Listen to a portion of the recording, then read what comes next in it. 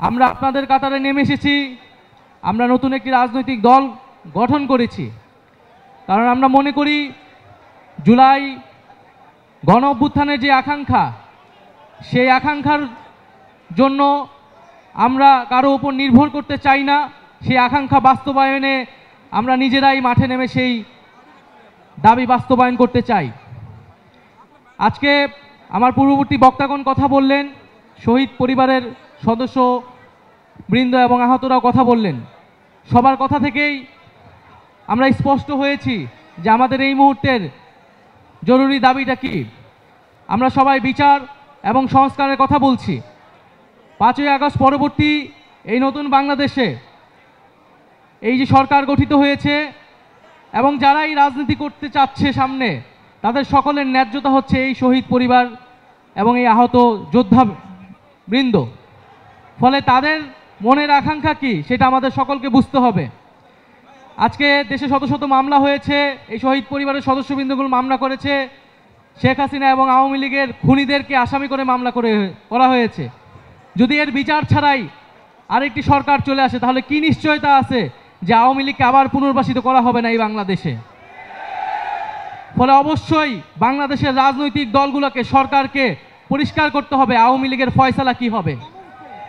আমরা মনে করি 5ই আগস্ট বাংলাদেশের জনগণ আওয়ামী লীগের বিরুদ্ধে রায় দিয়ে দিয়েছে। বাংলাদেশে আর আওয়ামী লীগের রাজনীতি, এই ফ্যাসিস্ট রাজনীতির আর কোনো জায়গা হবে না, হবে না, হবে না। ফলে আমরা বলবো যে আমাদেরকে বলা হচ্ছে যে আমরা নাকি নির্বাচন পিছানোর রাজনীতি করছি। খুব পরিষ্কারভাবেই বলতে চাই, পাল্টা কথা আপনাদেরকে বলতে চাই যে আপনারা বিচার ও সংস্কার পিছানোর রাজনীতি করবেন না। বিচার ও সংস্কারের প্রতি ঐক্যমত পোষণ করুন। নির্বাচন আমরা আপনাদেরকে করে দিতে সহায়তা করব। ফলে সরকারকে বলবো দ্রুত বিচার ও সংস্কারের রোডম্যাপ ঘোষণা করতে হবে। কত দিনের মধ্যে কোন প্রক্রিয়ায় আমরা দৃশ্যমান বিচার কার্যক্রম দেখতে পারবো এবং দৃশ্যমান সংস্কার আমরা বাস্তবায়ন করতে পারবো, সেটার সুস্পষ্ট রোডম্যাপ অবিলম্বে ঘোষণা করতে হবে।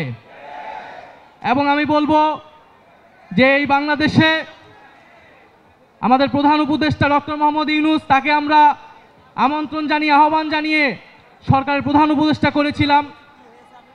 অন্যান্য উপদেষ্টাবৃন্দ রয়েছেন, সেনা প্রধান রয়েছেন, তারা প্রত্যেকেই কিন্তু কমিটমেন্ট দিয়েছিলেন যে মানুষের জানমালের নিরাপত্তা এবং বিচারের দায়িত্ব তারা নিচ্ছেন। ফলে এই কমিটমেন্ট থেকে কিন্তু তারা দূরে সরে যেতে পারবেন না। জনগণের সামনে কিন্তু তাদেরকে দাঁড়াতে হবে। ফলে আমরা কিন্তু কড়ায় গণ্ডায় জবাবদিহিতা নিব যে আমাদের বিচার কতটুকু আদায় হলো, আমাদের সংস্কার কতটুকু আদায় হলো। রাজনৈতিক দলগুলা যদি নির্বাচনের জন্য এতই তাড়াহুড়া করে, ভোট চেতে গেলে কিন্তু সেই জবাবদিহিতা তাদেরকে দিতে হবে। ফলে আমি বলবো যে বাংলাদেশে যে ঐক্যমত প্রতিষ্ঠিত হয়েছে, আমরা সেই ঐক্যমত ধরে রাখতে চাই। আমরা কেউই নির্বাচনের বিরুদ্ধে না, বরং নির্বাচনে অংশগ্রহণ করব বলে আমরা নিজেরাও একটা রাজনৈতিক দল গঠন করেছি। কিন্তু আমরা বলছি যে বিচার, সংস্কার এবং নির্বাচনের ক্ষেত্রে আমরা বলেছি গণপরিষদ নির্বাচন।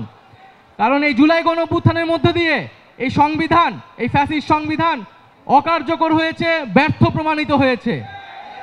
ফলে জুলাই গণ অভ্যুত্থানকে একটি সাংবিধানিক স্বীকৃতি দিয়ে একটি নতুন একটি সংবিধান এই জাতিকে আমরা উপহার দিয়ে যাব ইনশাল্লাহ। ফলে আজকে আমি আর কথা বাড়াচ্ছি না, আমি রাজপথে এসেছি আপনাদের কাতারে, আপনাদের কথা শোনার জন্য, আপনাদের দাবিগুলো আদায় করার জন্য।